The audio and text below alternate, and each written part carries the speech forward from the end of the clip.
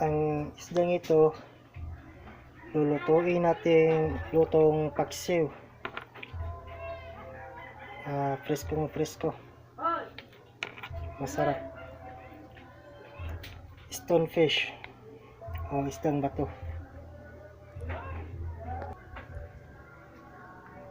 Yan, hinahanda na natin yung isda sa malaking kaldero.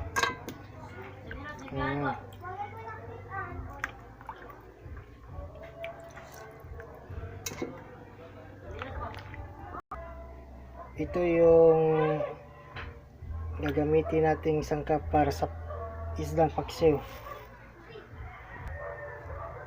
Ngayon, ilalagay ko na ang siling mahaba. Maraming siling mahaba para masarap siya. Isusunod naman natin ang kamatis.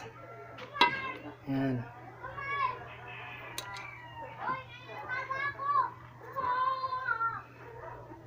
Yung iba, pag nagluluto sila ng paksiw, hindi nila nilalagyan ng kamatis.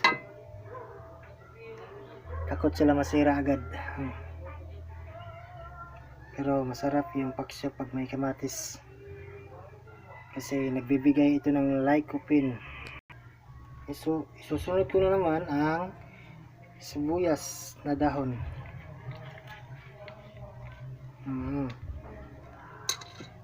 Huwag kayong magtataka kung bakit wala pang ahos at saka sibuyas. Hindi pa ako tapos. Isusunod ko naman ang loya. Maraming loya.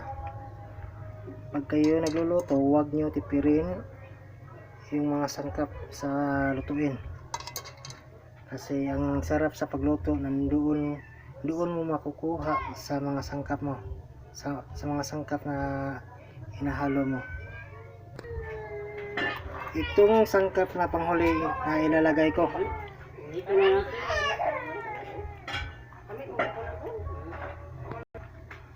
lalagyan ko ng asin.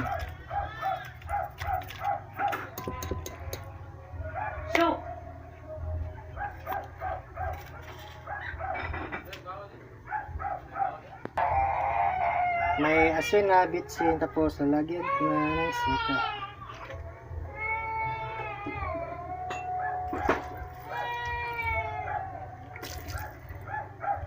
Busa. Kunting tuyo. Ito na yung paksiw ko. Ready to saing na.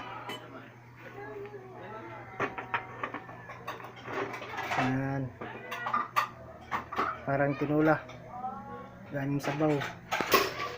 Yan guys, sinasaing ko na yung isdang paksiw ko. Hintayin na lang natin mga ilang minuto bago natin buksan.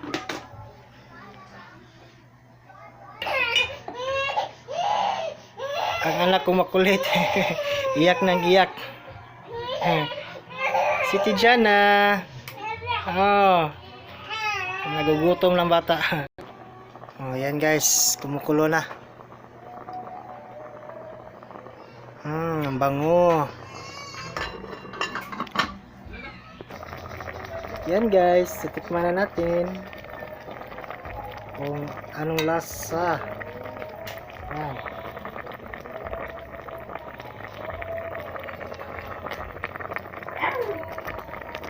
Sarap. Sobrang sarap.